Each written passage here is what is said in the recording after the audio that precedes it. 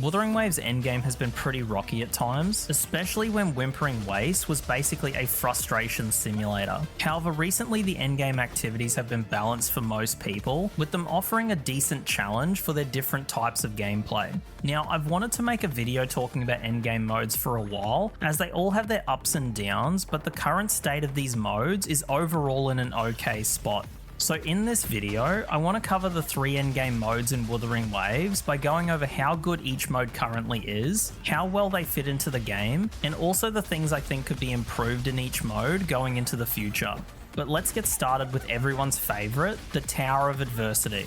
TOA is probably the mode that most players will recognise as Wuthering Waves Endgame, as it was one of the 2 original endgame modes it had on launch, and it needing to be challenged on a bi-weekly basis to claim the rewards, which was recently changed to monthly.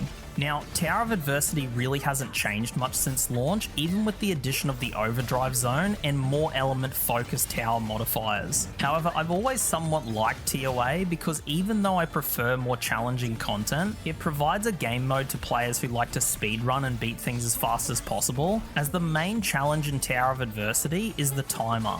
Having said that, the current power of TOA doesn't feel like it meets the requirements for the amount of damage some players can dish out, with some players being able to clear the harder stages in less than 30 seconds. But at the same time, it doesn't feel like you could buff the amount of health the enemies have without locking the average player base out of being able to get the monthly asteroid rewards. So in my opinion, unless the devs are fine with some players being able to blitz through these floors as fast as they are, TOA is kind of in between a rock and a hard place for how to innovate and get more challenging in future.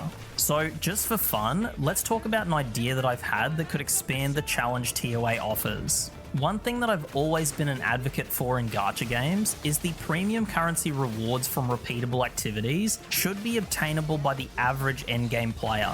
So one thing Kuro could potentially do is, instead of increase the difficulty for the current towers, keep the difficulty and rewards at a more fair level like they are now. However, if a player gets 30 stars, this will unlock a final tower where instead of premium currency rewards, it instead gives some kind of vanity reward like a title or a unique background. Then they could have the final tower be a simple 2-minute fight against a boss with infinite health, where after you do a certain amount of damage to the boss and unlock the title, this unique title could display the total amount of damage you were able to deal to the boss in a 2-minute window. This would allow people who have very strong accounts to play for maximum DPS and show off their score to their friends and other players who look at their profile. They could also take this one step further and add a leaderboard for this mode, where hardcore players could compete against each other for the most damage, which would not only drive some competition, but would also heavily incentivize theory crafters to find new teams and strategies. Now, this sort of mode would reward whales more than us free-to-plays and light spenders, as the damage difference between the two can be pretty massive. However, because in this idea the reward isn't asteroid and is instead a cosmetic reward, it's not something that free-to-play players and low spenders feel like they need to compete in to keep up with the game. Having said that though, this is just one of many ideas that Kuro could use to expand on TOA in future, which will likely only happen if the current version of Tower of Adversity gets too stale. So for now, Tower of Adversity is in a good spot, and provided Kuro keeps power creep under control, will likely remain that way for the foreseeable future. The second endgame mode we've had since launch is the hologram bosses. These are by far my favourite endgame activity, and are the main reason I've stuck with the game up until this point, as we've received new holograms over time who each brought unique types of challenges to the game. However, funnily enough, the holograms being my favourite also make them the mode that I critique the most, as they are far from perfect. They tend to hit really hard, which is good for a challenge, but will also amplify how frustrating bugs and combat issues can feel. Some of them can punish certain types of gameplay with excessive movement and repositions, which can be really annoying. However, my biggest problem with the holograms is the timer itself. I've mentioned this in a previous video, but the timer doesn't suit a skill-based challenge like the holograms are meant to be, and they would be much better off with an enrage instead of a time limit. This was something we saw in the new Dreaming Deep game mode, where the 5-minute timer wouldn't stop the fight if the time expired, and would instead just amplify the boss's damage. I would love to see something similar come to the holograms, where if the timer expires, you can keep fighting, but instead the boss will enrage, where all of its attacks will one-shot, and you can no longer revive. This sounds pretty fair to me, and would not only allow people who have the skill but don't quite have the DPS to still have the chance to beat these bosses, but it would also allow solo players to always have the possibility of clearing the bosses, even if the characters they're using are really weak, like Yang Yang or Yinlin. Now, something I want to touch on that was in a recent survey, Kuro asked the question if we would like to see more hologram difficulties like Hologram 7 in future. However, the answer that I gave was actually no, and that was for a few reasons. The main reason for this was the question was too generic. Some of the holograms could get a difficulty 7 as they feel way more underpowered than the more recent bosses. However, the new bosses are at the point where they're likely to start filtering certain types of players and characters, with the first people on the chopping block being solo players. The harder challenges in the game have been an attraction for the more stupid gamers like me, who will spend a bunch of time ignoring the fact that this is a team-based game and would choose to intentionally handicap ourselves for the sake of it. And I've always appreciated the fact that fights in this game allow players to do that. However, the new holograms have started to filter out even more characters with their more advanced movesets and higher health pools. So if the devs did want to start adding harder challenges, there's a bunch of prerequisites that I would like to see met before we get these harder challenges. First,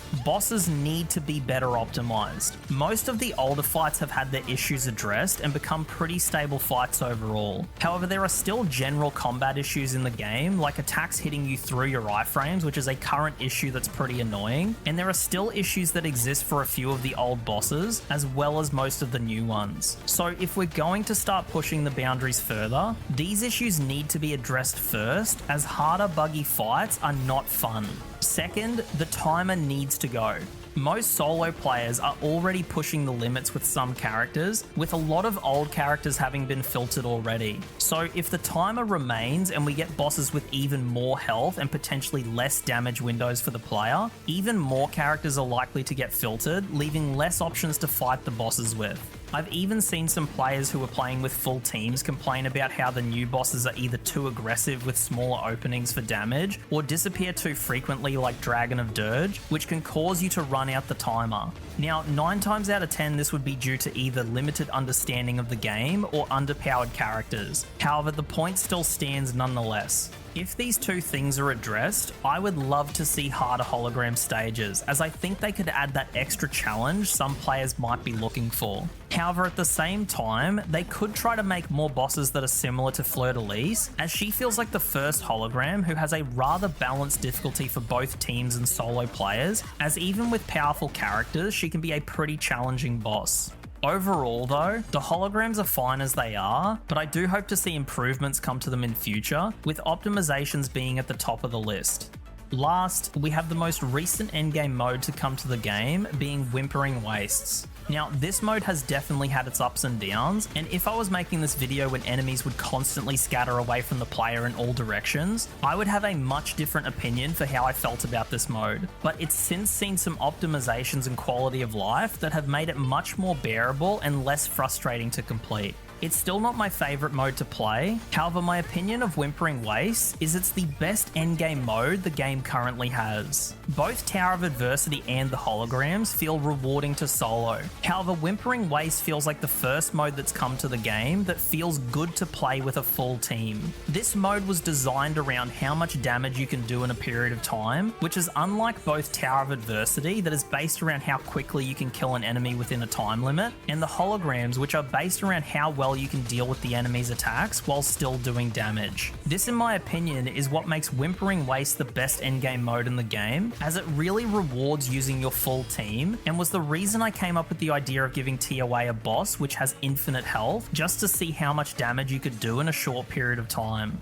Now, having said that, just like the other modes, Whimpering Waste isn't perfect. It's very repetitive, having a few different types of enemies that will spawn in each wave. The enemies in each wave are very easy to kill, leaving little to no time for the enemy to do any attacks, making them somewhat of a punching bag designed to spit out damage numbers when hit. Each enemy wave has a delay between spawns that can be longer based on your ping. And lastly, for those players who don't quite have the DPS, this mode can feel worse yet again when Kuro decides to add enemies that have invulnerability windows. However, this is more of a problem with those enemies themselves, as they never should have existed to start with. So a few things I think could make this mode better is some kind of programming that makes the enemies not want to spread out as far, as this can make the mode borderline insufferable, but at the same time, the enemies need to have a bit more health so that they can at least survive more than a few seconds and could give more score to compensate. And lastly, the next wave should be preloaded and ready to go while you're fighting the current wave, so that combat can continue to flow between waves regardless of your connection. However, other than those few changes, Whimpering Waste is really in a good spot with very few negatives outside of inconveniences. So that's all of the current endgame modes out of the way, but there are two things that I want to talk about before we end the video. The first one is the state of Dreaming Deep. I don't think most people will disagree that this was one of the biggest misses Kuro has had so far, taking a game mode that players already love, being the elusive realm, and turning it into one of the most unoptimized, boring pieces of shit the game has had so far. The most annoying thing that I found about this mode though, was Kuro is not immune to making mistakes, and I will always give credit for trying something different even when it's a flop. But when you make the same mistake someone else has already made before you, that's when I gotta start asking the question, what the fuck were you thinking? Zenless Zone Zero used to have the TV system, which the vast majority of people complained about for multiple reasons, as it would break up combat with more loading screens, had a simplistic movement system that was basically unenjoyable, and had a load of dialogue that everyone would just skip through because it was boring as fuck and no one wanted to read all that shit. So Zenless Zone Zero ended up taking that out of the main story to make the experience more enjoyable. That was a good call, but for whatever reason, whoever cooked up Dreaming Deep just ended up using the same recipe Zenless Zone Zero used for their TV system, as it suffers from the same fundamental issues, leading to an almost completely unenjoyable experience. But the second thing that was just salt in the wound was it was also poorly optimized and honestly a horrible experience whenever you had the privilege of getting into combat. So overall, Dreaming Deep was almost a complete miss. But having said that, I do think the mode has the potential to be okay if they put a good amount of work into it. If they took out a shitload of dialogue or made the skip button actually skip instead of quickly displaying all the boring text I didn't want to read, if they somehow made fights load immediately with no loading screen in a similar way to how respawning worked in Super Meat Boy if anyone's played that game, and lastly if they increased the exploration speed on the map, then it might be a good mode that could possibly be enjoyable. However, I'm going to level with you, Elusive Realm was just better, so it would be a much safer bet to just bring that back instead. The last thing that I want to touch on is the new area Septimont seems to be inspired by Roman culture, which is right up my alley. So something I'm really hoping to see is Kuro cooks up some kind of Colosseum mode where you get to challenge progressively harder enemies in multiple rounds. And this might be a bit greedy, but I would also love it if this was a solo mode where you could only take one character and couldn't heal during fights, but could heal in between rounds. This would make it similar to a hologram challenge, but would be more about just surviving as long as possible rather than beating a single strong enemy. And they could also make this co-op so you can try to get as far as you can with your friends or randoms online. I don't know how many gamers out there are similar to me, but I lost so much of my teenage years playing Halo Reach Firefight with my mates, where we would just slap it on Legendary, put all the skulls on, and then spend either minutes or hours just fighting for as long as we could. I would love to see Kuro make a mode that takes inspiration from that kind of gameplay, and I think a Colosseum would suit this really well. But unfortunately, with this being a gacha game and them not really wanting players to play for more than 3 hours at a time, I highly doubt that we'll see something like this come to the game. So instead, I'll leave this open for anyone who's made it to this point in the video. If you have a cool idea Kuro could do with a Colosseum-like mode, or you have your own game modes you would like to see Kuro take a crack at, be sure to let us know down in the comments. But that will do it for the video. So I'd like to thank you so much for watching. If you enjoyed the video, feel free to leave a like or a comment. And if you'd like to see more content in future, you can subscribe to the channel. But that will do it from me. So I hope to see you in the next video, and I'll catch you later.